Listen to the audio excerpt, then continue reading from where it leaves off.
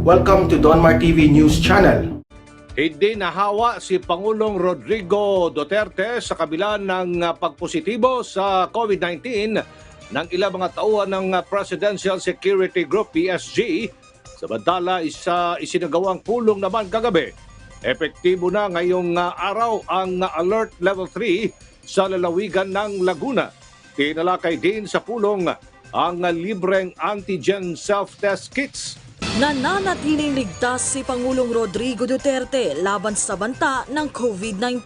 Ito ang tiniyak ni Presidential Security Group Commander Randolph Cabangbang matapos niyang kumpirmahin na 15 kawani ng PSG ang nagpositibo sa virus. Ayon kay Colonel Cabangbang, fully vaccinated ang mga tinamaan ng sakit at pare-pareho rin silang walang sintomas. Hindi rin anya sila nakasalamuhan ng presidente at hindi rin naman makakaapekto ang insidente sa pagtupad nila ng kanilang sinumpaang tungkulin na ingatan ang Pangulo. Sa ngayon, tuloy-tuloy rin naman ang pagtugon ng pamahalaan sa patuloy na pagtaas ng COVID-19 cases sa bansa. Ang Laguna, isinama na rin ng IATF sa mga lugar na nasa ilalim ng Alert Level 3 epektibo simula January 7. Una na rin itong ipinatupad sa National Capital Region, Bulacan, Cavite at Rizal. Ayon kay Acting Presidential Spokesperson Carlo Nograles, anumang alert level ang ipatupad sa bansa, kailangan ng iba yung pag-iingat ng bawat isa.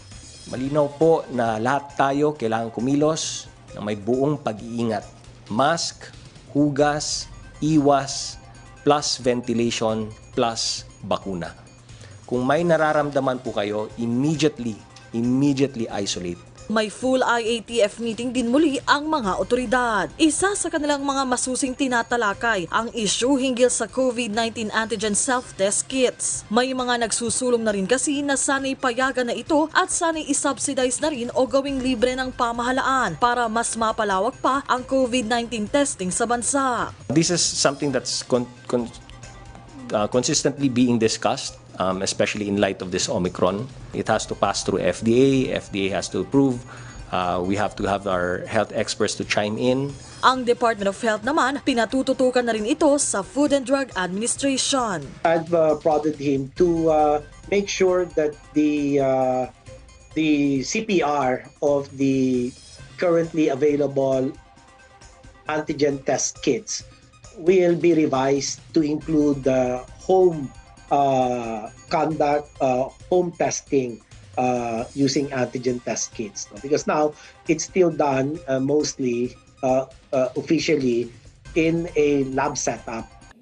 Totoo ba na ang mga artista ay wala ng karisma dito sa nalalapit na eleksyon? Ibig sabihin, kahit mga sikat sila, artista sila, hindi na makakahikayat ng mga botante para maging kalaban ni Marcos. Lumalabas po na parang ganon dahil solid talaga yung mga taga-suporta ni Marcos. Mahirap ma-recruit o mahirap nilang makuha. Okay? Pangalawa na ating pong pag-usapan na itong good news ito. Si Bongbong Marcos ay opisyal na pong kasali o opisyal na pong nasa listahan ng COMELEC para sa presidential candidate. Yan po ang bagong inilabas ng COMELEC at magandang balita ito sa lahat ng mga nag-aabang. Okay? Didiscuss natin kung paano nangyari at ano po ang maaaring mangyari pa. Okay? Kasi alam niyo itong ating eleksyon, general election ito. Lahat ng mga Pilipino na registered voters ay pwedeng sumali dito at sa abroad. Maraming sektor dyan na business group, mga nasa showbiz, nasa iba-ibang sektor na may mga puwersa or mayroong mga karisma pagka sila ay tumulong sa isang particular candidate. Pero alam ba ninyo sa panahong ito at papalapit ang kampanya? Ngayon pa lang sasabihin ko na mahihirapan na yung karisma ng mga artista ay magamit nila kung ang kailang gagawin ay hikayatin ang taong bayan na sumuporta sa kalaban ni Bongbong Marcos. Alam niyo kung bakit? Kasi marami ng artista naglabasan, nagsalita na. Hindi sila nakakuha ng suporta eh. Pero meron pong mga artista na nasa kampo ni BBM at yun ang dinudumog. Sikat man o hindi, yun ang welcome at napakainit ng pagtanggap ng mga Marcos supporters at followers dito at sa abroad. So, ang ibig sabihin nito, kung sa nakaraang mga eleksyon, national and local, pag ginagamit ng mga politiko o mga artista na nagbabayad pa ng napakamamahal sa mga endorsement ko, ano, ngayon hindi na ho yung gagana. Kung ang target nila ay siraan or bawasan ng suporta si Marcos. Kasi masyado hong advance ang pagde-decide. Masyado pong matindi ang ang grupo ng mga Marcos loyalists at supporters na kahit sino pa ang manghikayat sa kanila, hindi mo na ho talaga mapapalis. So, kahit na daanin pa ng malalaking pera, gamitin ng malalaking pera ng mga politiko, gamitin sa mga artista para magawa yung pag-recruit sa kalaban, ay hindi na ho talaga uobra yan.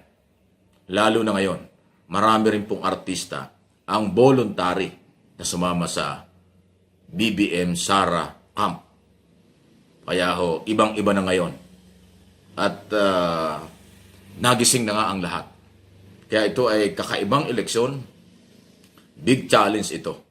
Doon sa mga, sabihin natin, naghahabol sa rating, naghahabol sa suporta ng tao. Dahil malayo na eh.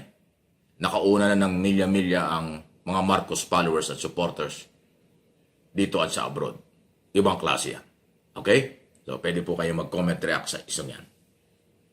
Pangalawa, ito nga po yung good news na sinasabi ko. 11 presidential candidate ang inilabas na po ng mga pangalan ng COMELEC. Kasama dyan si Bongbong Marcos. Yung Maria Aurora Marcos tinanggal na, hindi na po kasama.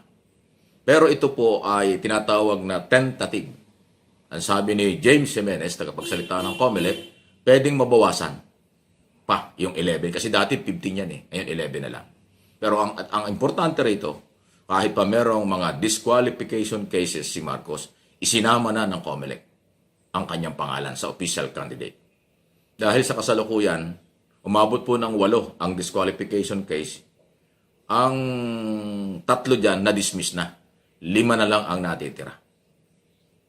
Kung na-dismiss po yung 3, bakit hindi madidismiss yung 5? Diba? Pero ayaw kong pangunahan. Nasa COMELEC po ang control and supervision or pag-decision sa isong yan.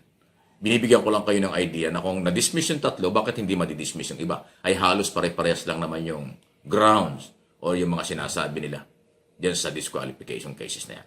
Kaya ito ay magandang balita ngayong bagong taon. Dahil isinama na ng COMELEC sa listahan, hindi na yung pwedeng basta tatanggalin. Ibang usapan yan pag tinanggal.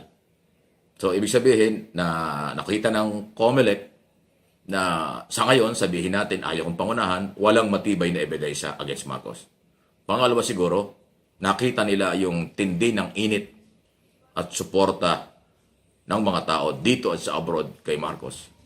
At alam nilang mag-iiba ang dating kapag hindi nila binigyan niya ng pansin or consideration o kung ano man. So napakagandang balita po niya. Ganun pa man, huwag kayong magkumpiyansa.